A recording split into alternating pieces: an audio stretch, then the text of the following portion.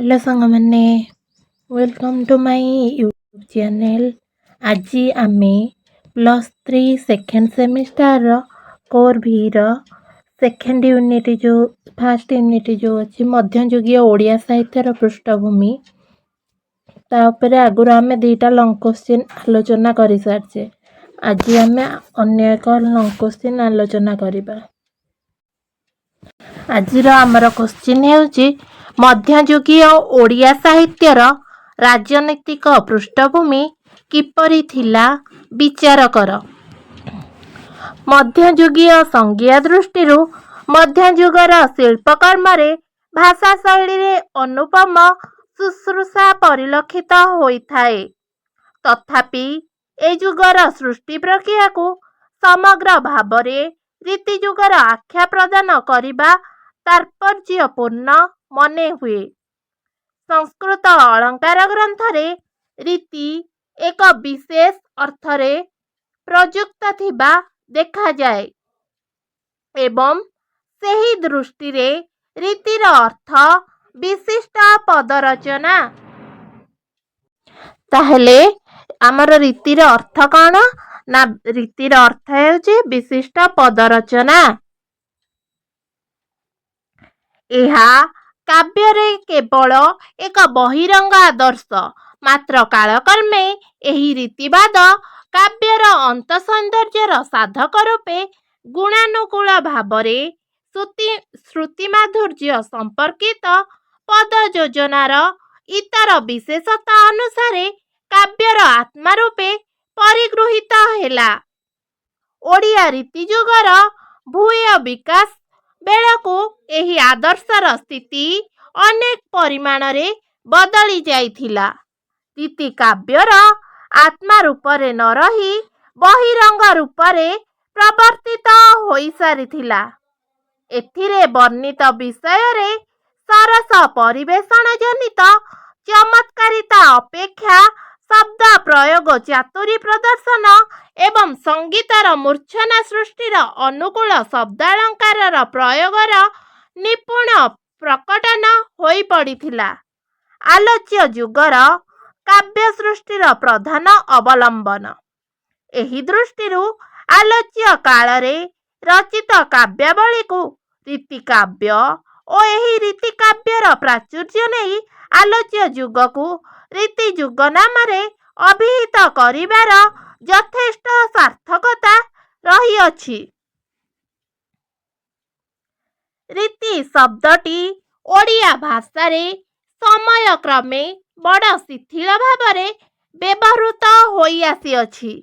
रीति काव्यर स्रष्टागण आपणार सृष्टि प्रक्रिया मध्यरे प्रयोग करिथिबा नानाविध शब्द शिल्प प्राणित शब्दार्थ वैचित्र्य श्लेष चित्र बंध अनुप्रास यमक दत्ताक्षत च्युताक्षर प्रभृति शब्द प्रयोग मूलक विविध शब्द कौशल प्रदर्शन को आलोचना रे साधारणतः रीति नामरे अभिहित करा जाइथाए।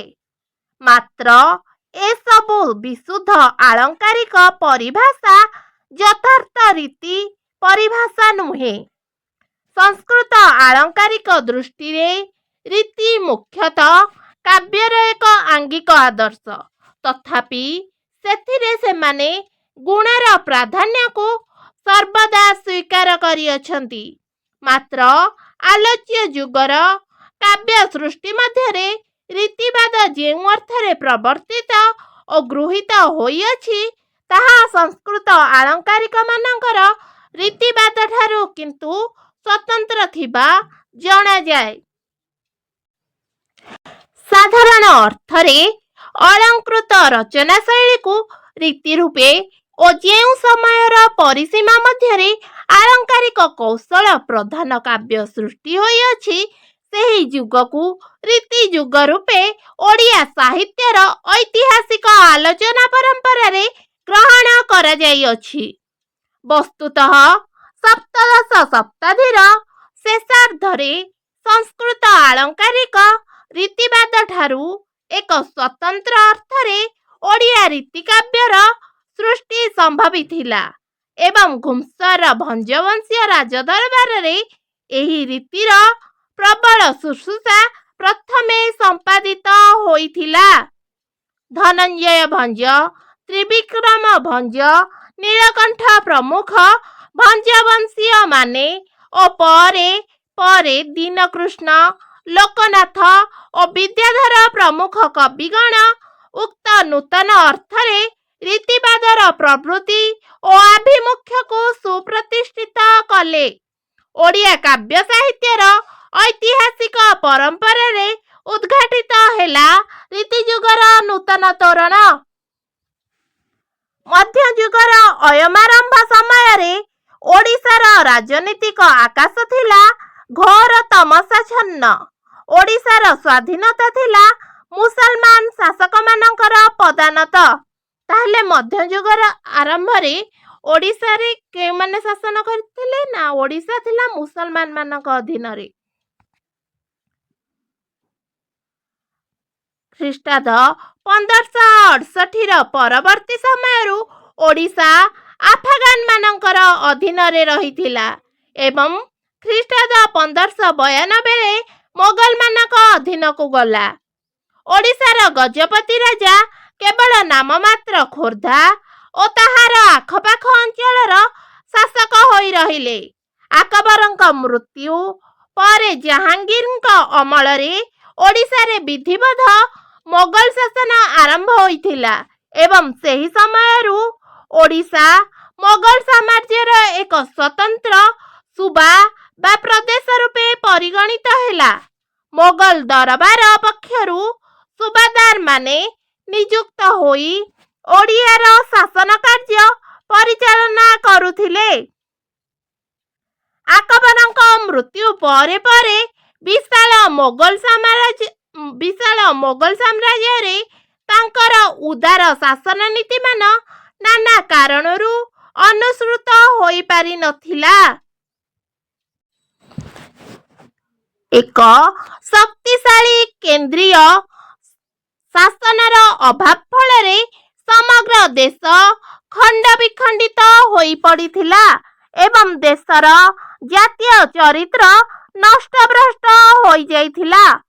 ଅତ୍ୟାଚାର, ଲୁଣ୍ଠନ, ଅସହିଷ୍ଣୁତା ମୋଗଲ ରାଜନୀତିର ହେଲା ମୂଳମନ୍ତ୍ର। ତାହେଲେ ମୋଗଲ ରାଜନୀତିରେ ଅତ୍ୟାଚାର, ଲୁଣ୍ଠନ ବ୍ୟାପକ ରୂପରେ ବ୍ୟାପି ଚାଲିଥିଲା। ଖ୍ରୀଷ୍ଟାବ୍ଦ 1607ରେ ହାସିମ ଖାଁ ଓଡ଼ିଆର ସୁବାଦାର ଭାବରେ ନିଯୁକ୍ତ ହେଲେ। ହାସିମ ଖାଁଙ୍କ ଓଡ଼ିଶା ଶାସନ ମୋଗଲ ଅତ୍ୟାଚାରର ଏକ ବିପୁଳ କରୁଣ କାହାଣୀ। ଖଜଣା ଅସୁଲ କରିବା ଥିଲା ସେତେବେଳେ ସୁବାଦାରମାନଙ୍କର ମୁଖ୍ୟ ଶାସନ କାର୍ଯ୍ୟ। ମୋଗଲ ବାଦଶାହ ଶାସନର କେନ୍ଦ୍ର ରୂପେ ରହି ଦରବାରୀ ସନ୍ତାନମାନଙ୍କୁ ବିଭିନ୍ନ ଅଞ୍ଚଳମାନ ଜାଗିର ସ୍ୱରୂପ ଦେଉଥିଲେ। ସୁବାଦାରମାନେ ଏହି ଜାଗିରଦାରମାନଙ୍କ ଠାରୁ ଖଜଣା ଆଦାୟ କରିବା ପକ୍ଷରେ ସ୍ଥାନୀୟ ରାଜାମାନେ ଅନ୍ତରାୟ ସୃଷ୍ଟି କରୁଥିଲେ। ସେଥିଲାଗି ଜାଗିରଦାର ମାନଙ୍କର ନିର୍ମମ ଦୃଷ୍ଟି ରହିଥିଲା ସ୍ଥାନୀୟ ରାଜାମାନଙ୍କ ଉପରେ। ସେମାନଙ୍କୁ ଲୁଣ୍ଠନ ନ କଲେ ଅର୍ଥ ସଂଗ୍ରହ ସମ୍ଭବ ନଥିଲା। ହାସିମ ଖାଁ ଓଡ଼ିଶାର ସୁବାଦାର ହୋଇ ଆସିବା ପରେ ପରେ ଲୁଣ୍ଠନ ଓ ଅତ୍ୟାଚାରର ବିଭତ୍ସ ତାଣ୍ଡବ ଲୀଳା ଚାଲିଲା। ଖୋର୍ଦ୍ଧାର ରାଜା ଓ ଅନ୍ୟ ରାଜାମାନଙ୍କୁ ଲୁଣ୍ଠନ କରିବା ପାଇଁ ହାସିମ ଖାଁ ବଙ୍ଗଳାର ସୁବାଦାର ଇସଲାମ ଖାଁଙ୍କ ପ୍ରରୋଚନାରେ ସ୍ଥିର କଲେ। ସେତେବେଳେ କୋଶ ଦାସ ନାମକ ଜଣେ ରାଜପୁତ ଓଡ଼ିଶାରେ ଜାଗିର ପାଇ ରହିଥିଲେ। ହାସିମ ଖାଁଙ୍କ ସହିତ ଲୁଣ୍ଠନ ଓ ଅତ୍ୟାଚାର କାର୍ଯ୍ୟରେ ସହାୟତା କରିବାରେ କୋଶ ଦାସଙ୍କ କାର୍ଯ୍ୟକଳାପ ଓଡ଼ିଶା ଇତିହାସରେ ବିଭତ୍ସତାର ଚରମ ନିଦର୍ଶନ ହୋଇ ରହିଅଛି। କୋଶ ଦାସ ଥିଲେ ଜଣେ ଅତ୍ୟନ୍ତ ହିନ୍ଦୁ ପୀଡ଼କ ଅତ୍ୟାଚାରୀ। ସେ ତୀର୍ଥ କରିବା ଛଳନାରେ ପୁରୀ ଯାଇ ଜଗନ୍ନାଥ ମନ୍ଦିର ଅଧିକାର କରିନେଇ ମନ୍ଦିର ବେଢ଼ା ଭିତରେ ରହି ଭିତରୁ କବାଟ ବନ୍ଦ କରିଦେଲେ ଏବଂ ହିନ୍ଦୁ ଜନତାର କ୍ଷେତ୍ର ଶ୍ରୀମନ୍ଦିରକୁ ଗୋଟିଏ ଦୁର୍ଗରେ ପରିଣତ କରିଦେଲେ। ଓଡ଼ିଶା ରାଜା ପୁରୁଷୋତ୍ତମ ଦେବ କୋଷଦାସଙ୍କର ଜଗନ୍ନାଥ ମନ୍ଦିର ଉପରେ ଏହି ଆକ୍ରମଣକୁ ପ୍ରତିରୋଧ କରିବା ପାଇଁ ସୈନ୍ୟ ସାମନ୍ତ ନେଇ ପହଞ୍ଚିଲେ। ମାତ୍ର ପୁରୁଷୋତ୍ତମ ଦେବଙ୍କ ବିପୁଳ ସେନାବାହିନୀ ଶ୍ରୀ ଜଗନ୍ନାଥଙ୍କର ଅସମ୍ମାନରେ ନିତାନ୍ତ ନିରୁତ୍ସାହିତ ହୋଇ ପରାଜୟ ସ୍ୱୀକାର କଲେ। କୋଷଦାସ ଜଗନ୍ନାଥଙ୍କ ଭଣ୍ଡାରରୁ କୋଟି କୋଟି ଟଙ୍କାର ସମ୍ପତ୍ତି ଲୁଣ୍ଠନ କଲେ ମଧ୍ୟ ପୁରୁଷୋତ୍ତମ ଦେବଙ୍କର ସେଥିରେ ପ୍ରତିରୋଧ କରିବାର ଶକ୍ତି ରହିଲା ନାହିଁ ଏବଂ ସେ ବାଧ୍ୟ ହୋଇ କୋଷଦାସଙ୍କ ସହିତ ସନ୍ଧି କଲେ। ସନ୍ଧିର ସର୍ତ୍ତ ଅନୁସାରେ ଓଡ଼ିଶାର ରାଜଜେମାମାନଙ୍କୁ ଦିଲ୍ଲୀ ବାଦଶାହଙ୍କ ଅନ୍ତଃପୁରକୁ ପ୍ରେରଣ କରାଗଲା। ଓଡ଼ିଶା ରାଜା ତାଙ୍କର ଭଗିନୀଙ୍କ କୋଷଦାସଙ୍କ ସହିତ ବିବାହ ଦେବାର ସ୍ଥିର ହୋଇଥିଲେ ମଧ୍ୟ କୋଷଦାସ ଖୋର୍ଦ୍ଧା ରାଜବାଟୀରେ ପଶି ବଳାତ୍କାରରେ ଓଡ଼ିଶା ରାଜାଙ୍କ ଭଉଣୀକୁ ନେଲେ। ରାଜା ଉପଢୌକନ ସ୍ୱରୂପ ଯେଉଁ ହାତୀ ସବୁ ଦେଲେ ତାହା କୋଷଦାସଙ୍କ ମନକୁ ନ ପାଇବାରୁ ସେ ବଳାତ୍କାରରେ ରାଜାଙ୍କ ହସ୍ତିଶାଳାରୁ ବଛା ବଛା 6 ଗୋଟି ହାତୀ ଅପହରଣ କରିନେଲେ। ପୁଣି ସନ୍ଧିର ସର୍ତ୍ତ ଅନୁସାରେ ପୁରୁଷୋତ୍ତମ ଦେବଙ୍କୁ ମୋଗଲ ସମ୍ରାଟଙ୍କର ଖଜଣାଖାନାକୁ ସଲାମି ରୂପେ 3 ଲକ୍ଷ ଟଙ୍କା ଦେବାକୁ ହେଲା ଏବଂ ତା ବାହାରେ 1 ଲକ୍ଷ ଟଙ୍କା କୋଷଦାସଙ୍କୁ ଦିଆଗଲା। ଲୁଣ୍ଠନ, ଅତ୍ୟାଚାର, ଉତ୍ପୀଡ଼ନ ଓ ଅତ୍ୟଧିକ ବଳ ପ୍ରୟୋଗ ଫଳରେ ଓଡ଼ିଶାର ଶାସନ କ୍ଷେତ୍ରରେ ମୋଗଲ ରାଜତ୍ୱ କାଳରେ ଯେପରି ଶୃଙ୍ଖଳା ଥିଲା କଳ୍ପନାତୀତ, ସେହିପରି ଆକବରଙ୍କ ମୃତ୍ୟୁ ପରେ ପରେ ସପ୍ତଦଶ ଶତାବ୍ଦୀର ଆରମ୍ଭରେ ଓଡ଼ିଶାରେ ଗଜପତି ରାଜାଙ୍କର ସମ୍ମାନ ଅବରୋହଣ ପଥରେ ଗତି କରିଥିଲା। ମୋଗଲ ସମ୍ରାଟଙ୍କର ପ୍ରତିନିଧି ଭାବରେ ଭିନ୍ନ ଭିନ୍ନ ସମୟରେ ଓଡ଼ିଶାକୁ ସୁବେଦାର ହୋଇ ଆସିଥିଲେ କଲ୍ୟାଣ ସିଂହ, ମକ୍ରାମ ଖାଁ, ଜଲାୟାର ଖାଁ, ମହମ୍ମଦ ବେଗ, କୁଲି ଖାଁ, ବାଖର ଖାଁ, ମୁତକବାଦ ଖାଁ ଓ ସମଦାଦୁଲି ପ୍ରମୁଖ ନିଷ୍ଠୁର ଅତ୍ୟାଚାର ପ୍ରବଞ୍ଚକ ସୁବେଦାର ବର୍ଗ। ସେମାନଙ୍କର କ୍ଷମତା ଥିଲା ନିରଙ୍କୁଶ ଓ ସେହି କାରଣରୁ ସେମାନେ ଯାଦୃଚ୍ଛିକ ଭାବରେ ଅତ୍ୟାଚାର, ଲୁଣ୍ଠନ, ଶୋଷଣ ସୂତ୍ରରେ ଧନ ସମ୍ପଦ ଠୁଳ କରି ଓଡ଼ିଶାର ରାଜନ୍ୟବର୍ଗଙ୍କୁ ହୀନବୀର୍ଯ୍ୟ କରି ପକାଇଥିଲେ ଓ ଅତ୍ୟାଚାର ପୀଡ଼ିତ ନିରୀହ ଜନସାଧାରଣଙ୍କୁ ଭୟଭୀତ କରି ପକାଇଲେ। ସେତେବେଳେ ଇତିହାସର ନିଷ୍ଠୁର ପରିହାସରେ ଜନକଲ୍ୟାଣ ଥିଲା ସ୍ୱପ୍ନପ୍ରାୟ ଓ କଳ୍ପନାତୀତ। ଜନସାଧାରଣଙ୍କର ଧନ ଜୀବନ ପଦେ ପଦେ ବିପନ୍ନ ହୋଇ ପଡ଼ୁଥିଲା। ମୋଗଲ ସୁବେଦାରମାନଙ୍କର ଅତ୍ୟାଚାର, ଲୁଣ୍ଠନ ଓ ଶୋଷଣର ସୁଯୋଗ ନେଇ ଓଡ଼ିଶାର ବିଭିନ୍ନ ଅଞ୍ଚଳରେ ଖଣ୍ଡାୟତ ସର୍ଦ୍ଦାରମାନେ ବାହୁବଳରେ କ୍ଷୁଦ୍ର କ୍ଷୁଦ୍ର ରାଜ୍ୟମାନ ପ୍ରତିଷ୍ଠା କରୁଥିଲେ ଓ ଜନସାଧାରଣଙ୍କୁ ସହଜ ଉପାୟରେ ଶୋଷଣ କରୁଥିଲେ। ଜନତାର ଜୀବନ ଥିଲା ଅତ୍ୟାଚାର ମୂର୍ଚ୍ଛିତ ଏବଂ ଶୋଷଣ ପୀଡ଼ିତ। ସମ୍ରାଟ ଶାହାଜାହାନଙ୍କ ରାଜତ୍ୱ କାଳରେ ଓଡ଼ିଶାର ଏତାଦୃଶ ଦୟନୀୟ ରାଜନୀତିକ ଚିତ୍ର ଥିଲା ନିତ୍ୟ ନୈମିତିକ ଓ ସୁଦୂର ପ୍ରସାରୀ। ସମ୍ରାଟ ଶାହାଜାହାନ ଖ୍ରୀଷ୍ଟାବ୍ଦ 1656ରେ ପୀଡ଼ିତ ହୋଇପଡ଼ିଲେ। ତାଙ୍କର ପୁତ୍ରମାନଙ୍କ ମଧ୍ୟରେ ଦିଲ୍ଲୀ ରାଜସିଂହାସନ ଲାଗି ପ୍ରବଳ ଦ୍ୱନ୍ଦ୍ୱ ଦେଖାଦେଲା ଓ ତାହା କ୍ରମେ ସମଗ୍ର ଦେଶରେ ଭୟଙ୍କର ଯୁଦ୍ଧରେ ପରିଣତ ହେଲା। ଶାହାଜାହାନଙ୍କ ପୁତ୍ର ଦାରା ଥିଲେ ଧର୍ମପରାୟଣ, ନିଷ୍ଠାପର, ପରୋପକାରୀ, ଉଦାର ନୀତିର ପକ୍ଷପାତୀ, ଜଣେ ସଂସ୍କୃତି ସମ୍ପନ୍ନ ବିଦ୍ୱାନ। କିନ୍ତୁ ଔରଙ୍ଗଜେବ ଥିଲେ କୂଟନୀତି ପରାୟଣ, ନିଷ୍ଠୁର ଓ ଅସହିଷ୍ଣୁ। ଦାରା ଓ ଔରଙ୍ଗଜେବଙ୍କ ମଧ୍ୟରେ ଦିଲ୍ଲୀ ସିଂହାସନ ଲାଗି ଯେ ଯୁଦ୍ଧ, ତାହା ଯଥାର୍ଥରେ ଥିଲା ସଂସ୍କୃତି ଓ ରାଜନୀତିର ସଂଘର୍ଷ। ଦୁର୍ଭାଗ୍ୟବଶତଃ ସଂସ୍କୃତିର ନିର୍ମମ ପରାଜୟ ଘଟିଲା। ଦାରା ଏହି ଯୁଦ୍ଧରେ ନିଷ୍ଠୁର ଭାବରେ ନିହତ ହେଲେ ଏବଂ ଔରଙ୍ଗଜେବ ଭାଇର ରକ୍ତଧାରା ଅତିକ୍ରମ କରି ସନ୍ଦର୍ପରେ ଦିଲ୍ଲୀ ସିଂହାସନ ଆରୋହଣ କଲେ।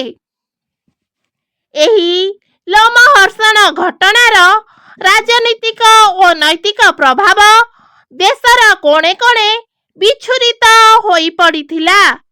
ଔରଙ୍ଗଜେବଙ୍କ ରାଜତ୍ୱ କାଳରେ ଦେଶର ଅବସ୍ଥା ବିଶେଷ ଦୟନୀୟ ହୋଇପଡ଼ିଲା। ତାଙ୍କର ହିନ୍ଦୁ ଦଳନ ନୀତି ଓ ଧର୍ମାନ୍ଧତା ଫଳରେ ଦେଶର ହିନ୍ଦୁ ଜନସାଧାରଣ ତ୍ରାହି ତ୍ରାହି ଡାକ ଦେଲେ। ହିନ୍ଦୁ ମନ୍ଦିର ମାତ୍ରକେ ଭଙ୍ଗାଗଲା ଓ ତା ସ୍ଥାନରେ ନିର୍ମିତ ହେଲା ମସଜିଦ। ହିନ୍ଦୁ ରାଜା ଓ ହିନ୍ଦୁ ପ୍ରଜାମାନଙ୍କ ବଳ ପ୍ରୟୋଗ କରି ଲକ୍ଷ ଲକ୍ଷ ସଂଖ୍ୟାରେ ଧର୍ମାନ୍ତର ଗ୍ରହଣ କରିବାକୁ ବାଧ୍ୟ କରାଗଲା।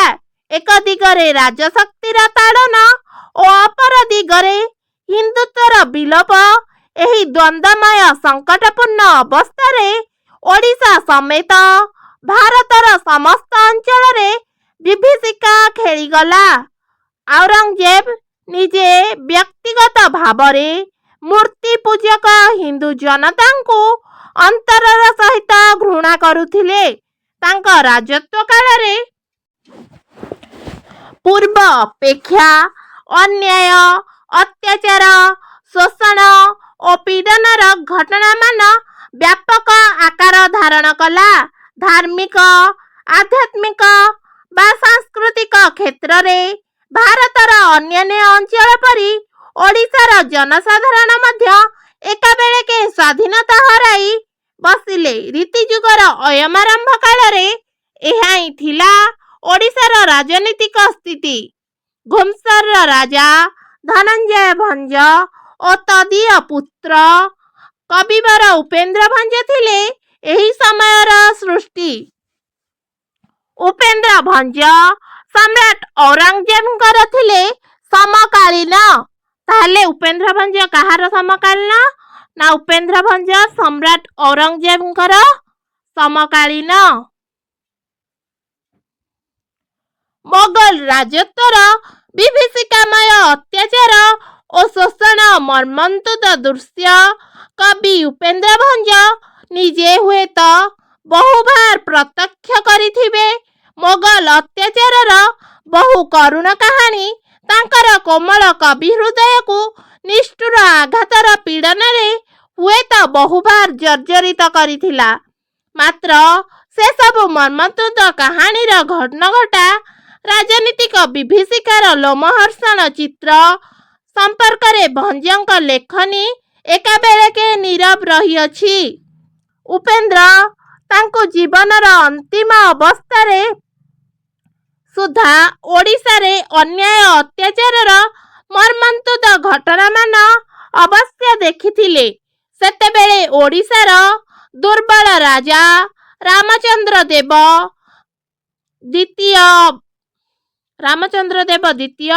ଅବସ୍ଥା ବକ୍ରରେ ପଡ଼ି ମୁସଲମାନ ଧର୍ମ ଗ୍ରହଣ କରିବାକୁ ବାଧ୍ୟ ହୋଇଥିଲେ।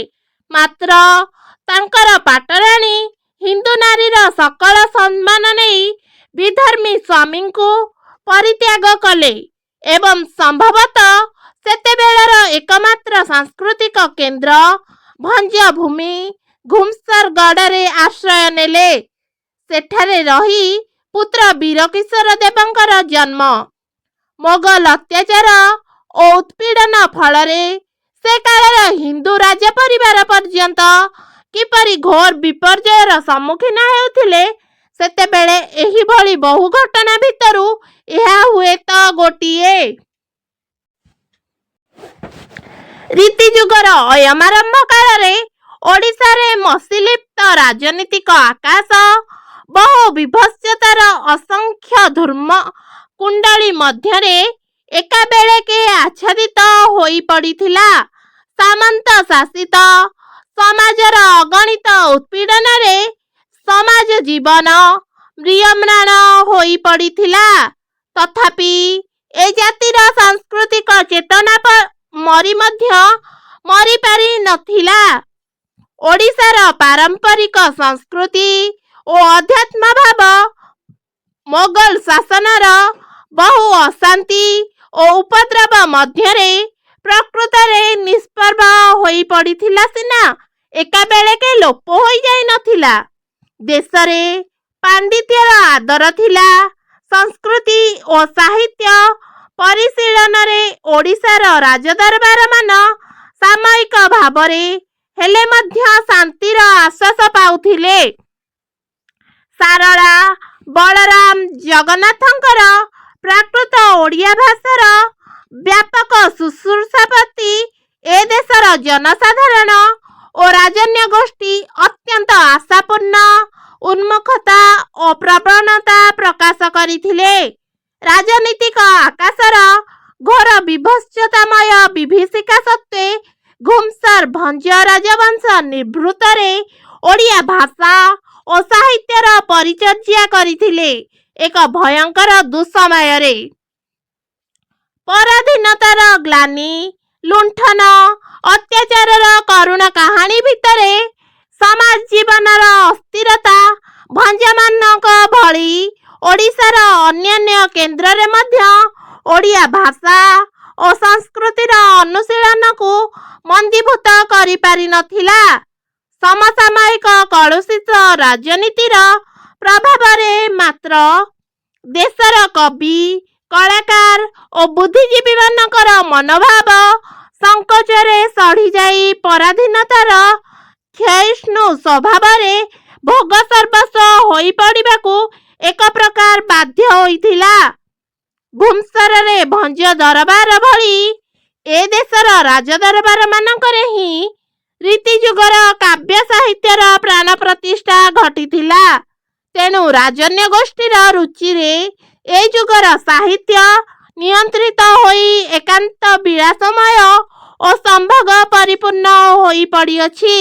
ଉକ୍ତ ସମୟ ରାଜନୈତିକ ଅବସ୍ଥାର ପରିପ୍ରେକ୍ଷୀରେ ଏ ଯୁଗର ସାହିତ୍ୟକୁ ଅନୁଧ୍ୟାନ କଲେ ଏଥିରେ ମାନବିକତା ଅଥବା ସମାଜ ସଚେତନତାର ଯଥାଯଥ ଚିତ୍ରମାନ ଖୋଜି ପାଇବା ବିଳମ୍ବିତ ହୋଇପଡ଼େ।